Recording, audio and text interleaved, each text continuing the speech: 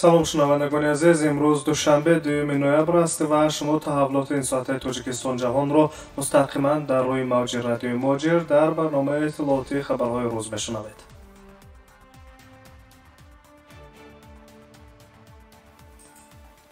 Агентии федералии нақлиёти ҳавоии Русия шаби 31 ба 1 ноябри соли равон ва ширкати Сомон Эйр иҷоза барои иҷрои 2 парвози чартерӣ аз Москав ба Душанберо надодааст. дар ин хусус радиои озодӣ менависад.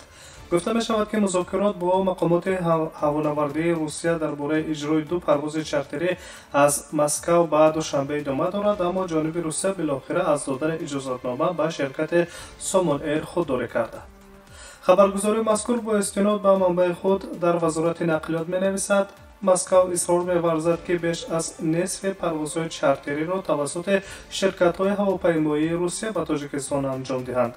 ёдрас мешавем ки Тоҷикистон ба хотири ҷилавгирӣ аз панҷшавии сирояти хатарноки коронавирус ҳаракати ҳавопаймоиро аз охири моҳи март муваққатан боздоштааст.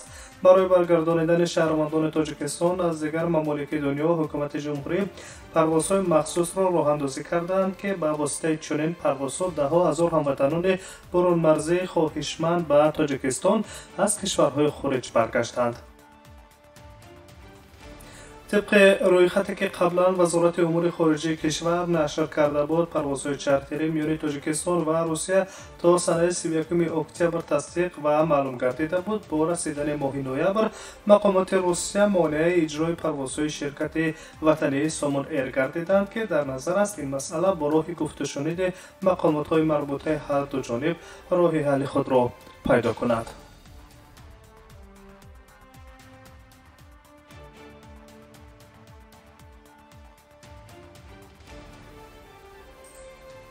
سازمان بین‌المللی مهاجرت در یک جایگی با مقامات تاجیکستان و قزاقستان با سازش دست یافتند که آخر هر ماه برای برگشتن شهروندان تاجیکستان از قزاقستان با ازبکستان دالان سبز تأسیس دهند. گفته می شود که طرح مذکور را جانب ازبکستان نیز دستگیری می‌کند.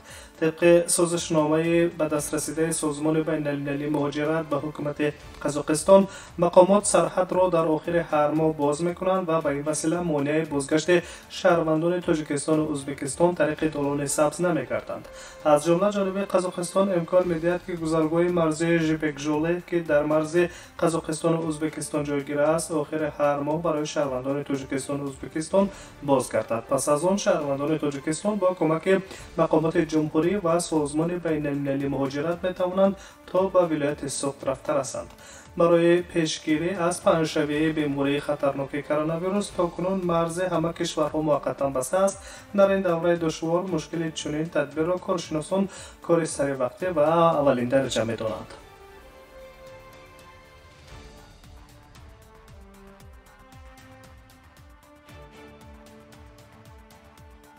برنامه اطلاعاتی خبرهای روز را این ساعت مستقیما روی موج رادیوی موجر میشنوید. میگذاریم به موضوع دیگر. پروفسورها و داتسنتونی خارجی به طور ساده شده صاحب شهروندی روسیه می‌گردند. وزارت مهنت روسیه پیشنهاد می‌کند که نامگوی کسب‌ها وضع کرده شود که نمایندگان کارهای پیشبرد علمی نیز به آسانی اجازت استقامت و شهروندی روسیه را به دست دارند. گفته می‌شود که به دارندگان عنوان‌های پروفسوری و داتسنت‌ها با راه ساده کرده شده شهروندی روسیه داده می‌شود. حجت دخلدار را وزارت مهنت، مهاجرت و شغل روسیه تهیه نموده در سامانه regulation.gov.ru که در آن لایحه سندهای معیاری حقوقی جایگیر کرده شده است نشر کرده است.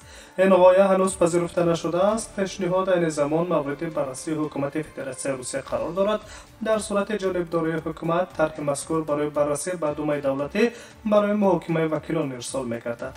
خاطررسان می‌کنیم که در روسیه رویخط اختصاص‌های موجودند که نمایندگان آنها به قانون‌گردانی صادر کرده شده در این کشور حقوق دارند شهروندی به دست دارند. تا امروز به این رویخط 153 کسب داخل شده است. اگر یک شهروند خارجی در روسیه زیاد از نیم سال از روی یکی از این اختصاص‌ها کار کرده باشد، پس او به گرفتن صادر کرده شده اجازت برای استقامت و شهروندی حقوق پیدا می‌کند.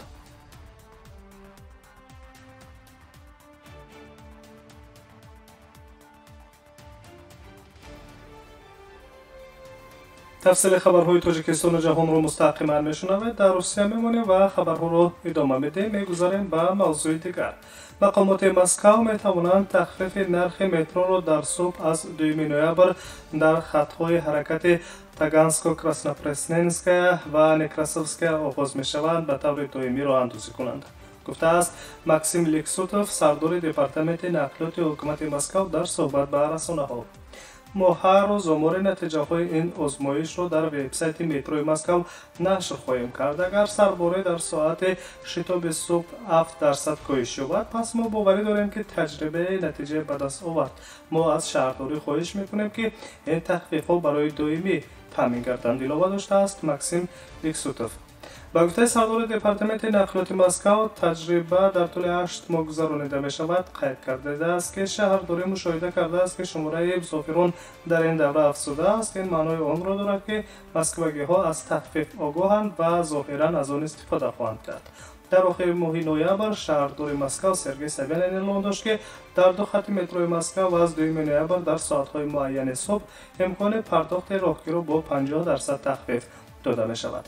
роҳгирои коҳишёфта барои мусофироне ки ба ҳар гуна истгоҳҳои хатҳои Таганско, Краснопресненская ва Некрасовская ворид мешаванд, аз оғози соати 7:15 ва аз соати 8:15 то 9:15 субҳ эътибор доранд, навишта буд Сергей Собянин дар веб-блоги худ.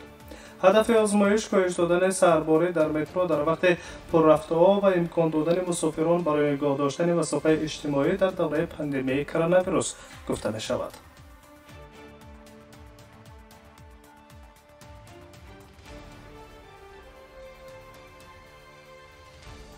нашри хабариро мустақиман мешунавед. Сомон Эйр дафтари намояндагии Turkmenistan Airlines дар Москва дар бораи тамдиди лағви парвозҳои байналмилалӣ то 31 декабри соли 2020 бо сабаби пандемияи коронавирус хабар дод. дар робита бо пандемияи коронавируси COVID-19 бекор кардани тамоми парвозҳои байналмилалии ҳавопаймоӣ то фарогирии 31 декабри соли 2020 тамдид карда мешавад, омадааст дар иттилоия. ин қарор парвозҳоро аз Ашхобод ба бозгашт ба Истанбул, Москва, Санкт-Петербург, Қазон, Минск, Алмато, Франкфурт, Бирминг, Амритсар, Деҳли, Дубай, Абу-Даби, Пекин ва Бангкок лағв мекунад. инчунин илова гардидааст ки чиптаҳо то 31 декабри соли 2021 эътибор доранд ва мусофирони хатсайрҳои бекоршуда метавонанд онҳоро иваз кунанд. барои ин ба мусофирон лозим аст ки мунтазири барқароршавии парвозҳо шаванд ва барои мубодилаи он тамос гиранд. агар сафар сурат нагирад, мусофирон метавонанд ҳамзамон барои баргардонидани маблағ муроҷиат кунанд, навишта шудааст дар Сомон Эйр дафтари намояндагии Turkmenistan Airlines дар Москав. қабл аз ин ширкати ҳавопаймоии мазкур ҳамаи парвозҳои байналмилалиро то 31 октябр лағв карда буд. дар Туркманистон сарфи назар аз гузоришҳои мақомот дар бораи набудани ҳолатҳои коронавирус, чораҳои ҳатмӣ, пӯшидани ниқоби муҳофизатӣ ва як қатор маҳдудиятҳои нав ҷорӣ гардидааст.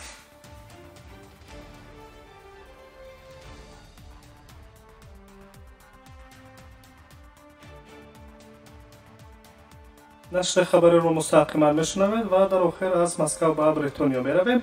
дар Бритониёи Кабир мутахассисон ва донишмандони тиб озмоиши нави коронавирусро бо таҳияи маъмуи маҷмӯи корҳои илмӣ бароҳ монданд ки ҳамагӣ дар 1 дақиқа санҷиши пурраи гирифтор будан ва ё набудан ба коронавирус маълум мегардад. натиҷаи озмоиши нав ки дар Шотландия ва Олмон гузаронида шудааст, дар маҷаллаи бонуфузи тиббии Lancet нашр шудаанд. таҳиягарони тести нави экспресс озмоиши коронавирус гуфтанд ки дар сурати пайдо кардани маблағгузорӣ пас аз 6 моҳ барои истифодаи умум маҷмӯи тестҳоро пурра омода мекунанд то дастрасии ҳамагон бошанд. натиҷаи тест ки фаврӣ аст имкон медиҳад ки он дар ҳолатҳои мухталиф истифода шавад, на танҳо дар беморхонаҳо. бино ба гузоришҳо, ин дастгоҳи экспресс ба технологияҳои асос ёфтааст ки дар ибтидо дар таҳияи озмоишҳо барои ташхиси бемориҳо аз қабили саратони шуш ва фарқияти фаврии сироятҳои бактериявӣ ва вирусӣ истифода мешуд. дастгоҳ намунаи нафасро таҳлил намуда унсурҳои ноустувории кимиёро меҷӯяд ки ба нафъи бемориҳои нафасӣ нишонаие медиҳанд.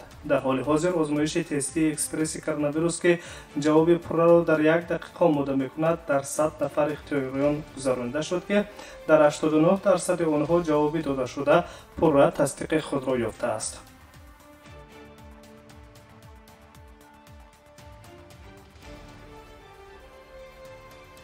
تا بیش از 10 دقیقه تحولات این ساعت تاجیکستان و جهان را شنیدید.